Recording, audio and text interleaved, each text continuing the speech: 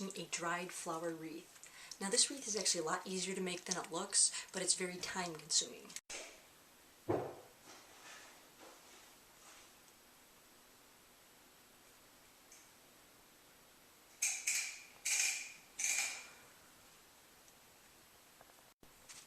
Now you probably find that an actual ball of yarn is kind of difficult to put through the hole in the middle of the wreath, so what you're going to want to do is wind it around a stick, wind a bit of yarn around a stick like this because it's much smaller and it'll fit through the center of the wreath. So start by turning your wreath over, and then you're going to take a length of your yarn that's wrapped around your stick, and you're just going to tie it off right on the back.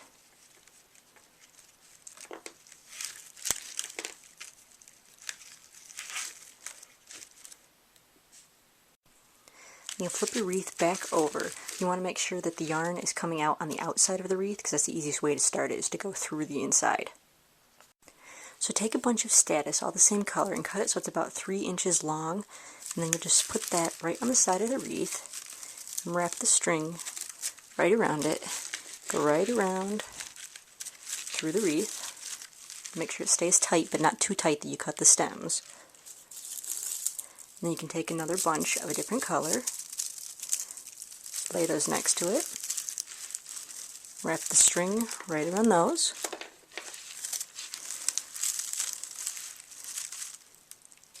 then you can add a straw flower, set that right in between the two statuses, just wrap your string right around those, and then you just keep going all the way around the wreath, alternating the colors of the status and the straw flowers, and the coxcomb and the gomphrena you want to use sparingly around the wreath, not as much as the status and the straw flowers, but a little bit here and there. And so you'll just keep going around the wreath in this manner, wrapping everything all the way around the wreath. Now every time you hit a fifth of the wreath, you're going to add in a piece of German status, and that'll just kind of spike up a little bit, and it'll give it a little frilly edge along the wreath. And you'll do that 5 times every time you go around a fifth of the wreath. Just add the first one, just like anything else, just wrap the yarn right around it.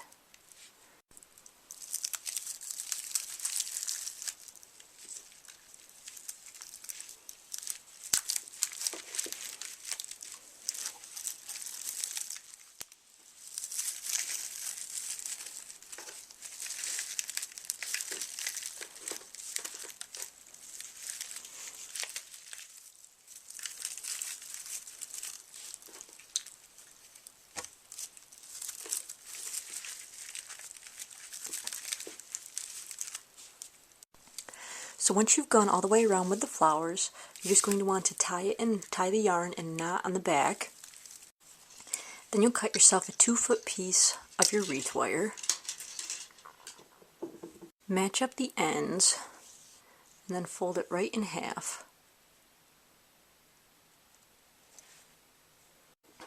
And so then with a pair of pliers, you'll just hold on to the end of it, and then you'll just twist it. You just twist it all the way down. What that'll do is it'll make the piece of wire double strength when you put it on the back of the wreath as a hanger. So then what you're going to do is take one of your U-shaped wreath pins and push it right into the back of the wreath so that it straddles a piece of yarn. We'll do that on 2 sides.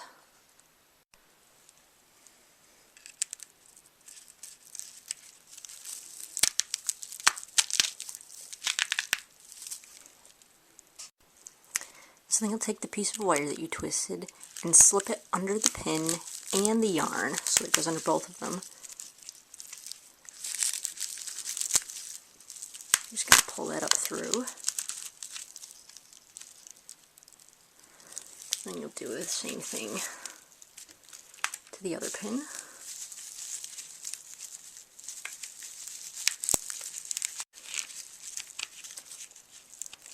You just pull it up through and wrap it right around itself.